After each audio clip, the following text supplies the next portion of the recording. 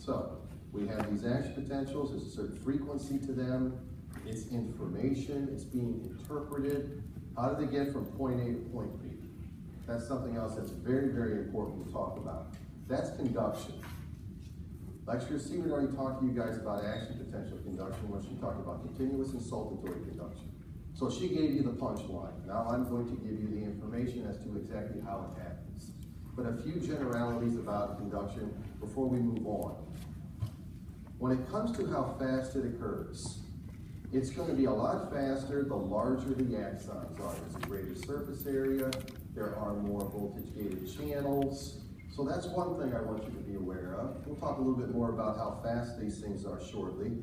And also in myelinated axons, it's a lot faster. And I'm going to show you exactly why that is.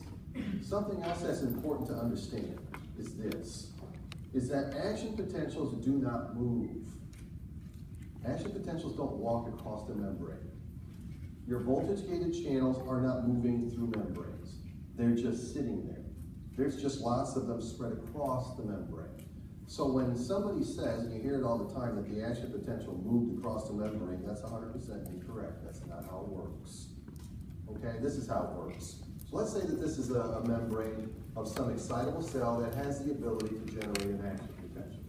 And we have our first action potential right there, so that's an action potential. That's action potential number 1.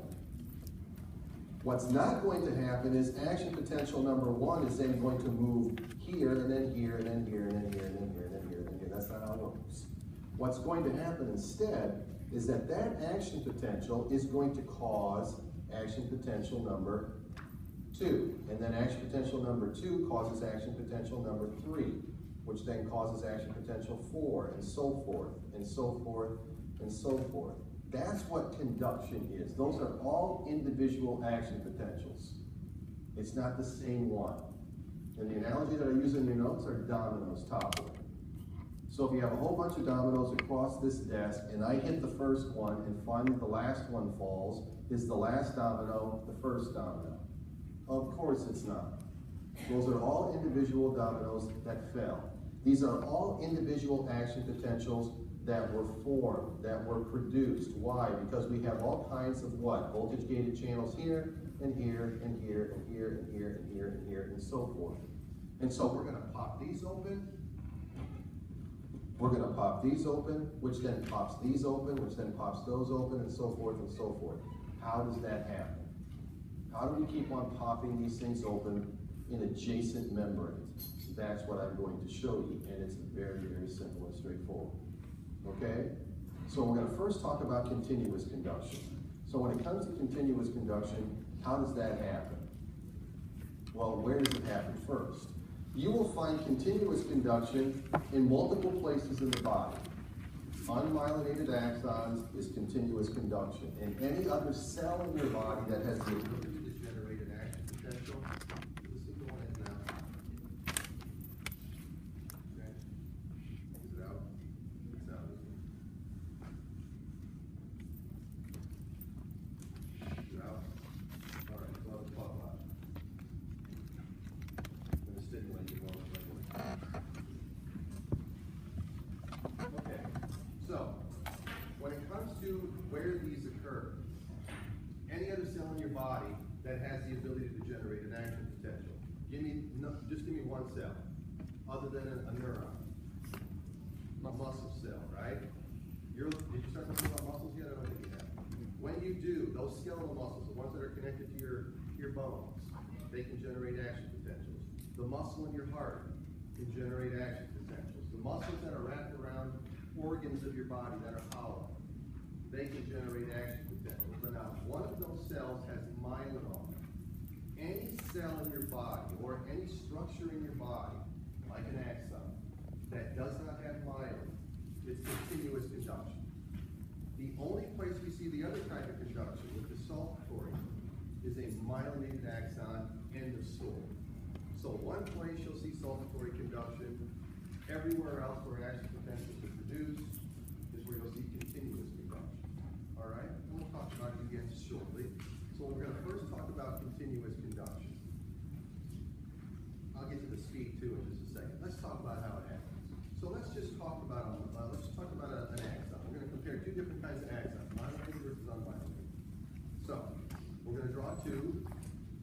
Actually, no, well, let's draw a whole neuron. So here's our neuron, there's our axon right there. Okay, so you have total cell body, whole 9 yards. All right. Now we're going to draw a little bit bigger because we need to put some stuff in there. So make the axon a little thicker. It doesn't have to be anatomically correct to make it brutally big and spooky. It doesn't matter. What's important here is how it works. So we're going to start with our first action potential. And our first action potential is going to be right there. Okay? So that's action potential number 1. And what's going to happen eventually is our last action potential is going to be generated way over there. How does that happen? Well, the first thing that has to happen is we need to have an action potential adjacent next to this one. This membrane was brought to what, by the way? What do we call it? Starts with a T. It was brought to threshold. That membrane right there was brought to threshold. That's why we got that action potential. Now we have to get the membrane right next to it to reach threshold, because at this point, it's still resting. The membrane is sitting right here. And all this membrane, it's at resting. But as we know, action potentials are in a very localized place, right? We talked about it. So how are we going to get this little piece of membrane right there to reach threshold? That's what I'm going to show you. All right? Now, during this action potential, we have some positive charge that's coming through a voltage-gated channel during the fast depolarization, right? We call it number 4 in this picture. So at 4, how do we get that fast depolarization? What's flooding into the cell? Sodium, through the voltage-gated sodium channel, correct? As that sodium comes flooding into the cell, that's what causes that depolarization. Now, all that sodium that's flooding into the cell, you think it's just going to sit there in this little plate? If I had a glass of water and I put a drop of dye in the water, does the dye just sit in one place? Does it fuse? Does it spread? That's exactly what that sodium is going to do. That sodium that is rushing into the cell at that particular point in time, it's going to diffuse to that little piece of the membrane. Some of those sodium ions are going to get stuck to that membrane. And if that happens, what happens to the membrane potential of that membrane? Positive ion is going to get stuck to it. What's going to happen to the membrane potential? It's going to get more positive. If we were measuring membrane potential right here where I have the arrow, it would do this until it reached threshold. How are we going to get the next membrane to reach threshold? It's the action potential before it that will cause it. How? All the sodium that comes in during fast depolarization, all the sodium that comes rushing in through the voltage-gated sodium channels, that's what's going to depolarize this membrane to threshold until we get, boom, an action potential. So 1 is going to cause action potential 2. And then action potential 2, with all that sodium flooding in, will diffuse to the membrane adjacent to it, depolarize that membrane to threshold, and then boom, we get another action potential, and then it just continues. Action potential. Action potential. We are conducting. And we are conducting in a continuous manner. It's one adjacent membrane next to another adjacent membrane. How? It's sodium. The sodium just comes rushing in to the adjacent membrane, and it depolarizes it to the threshold. That's how it works. And it's fast. Okay? One of them is faster than the other, one of them is much faster than the other. So let's look at the words in your notes. Continuous conduction, the dynamics. Positive current, that would be the sodium, from action potential flows to adjacent regions.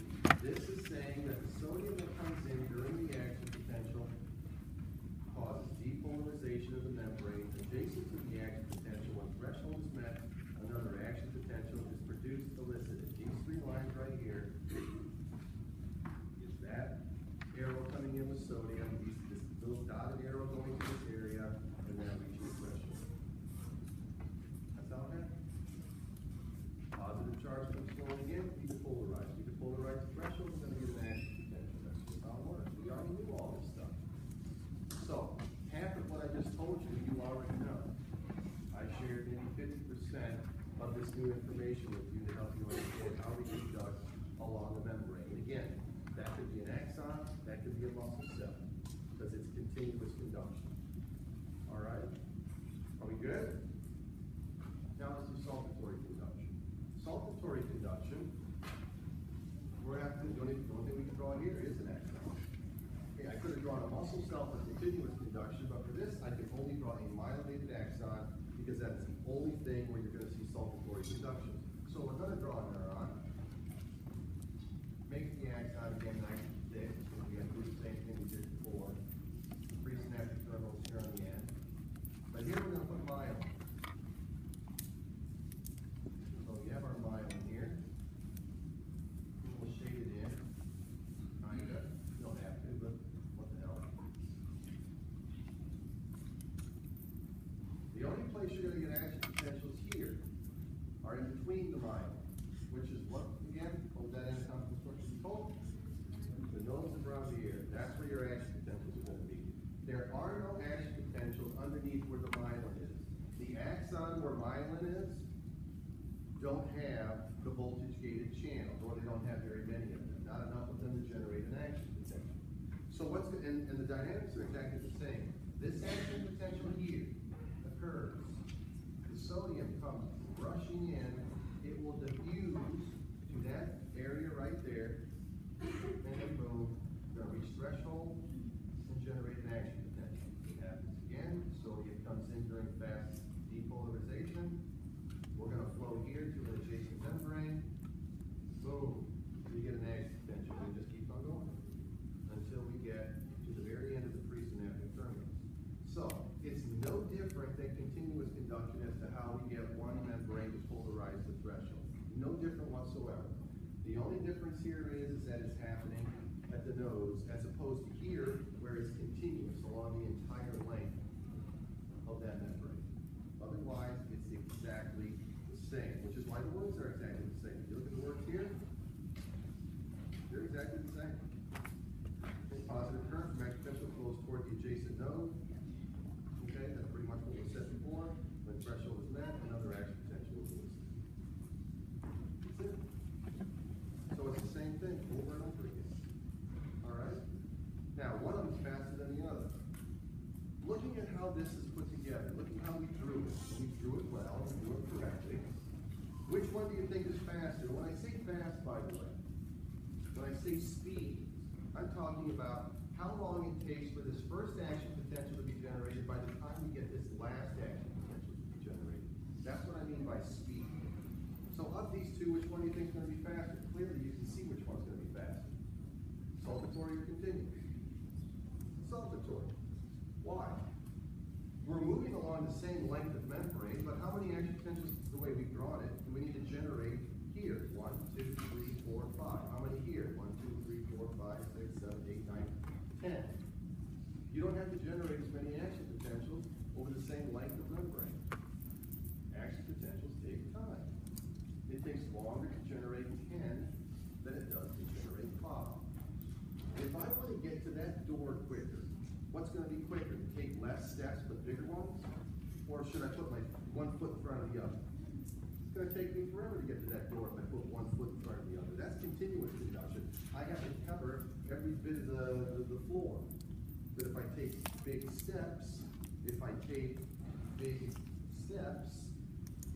to happen quicker by the time we generate that last action potential. But again, we're not stepping, are we?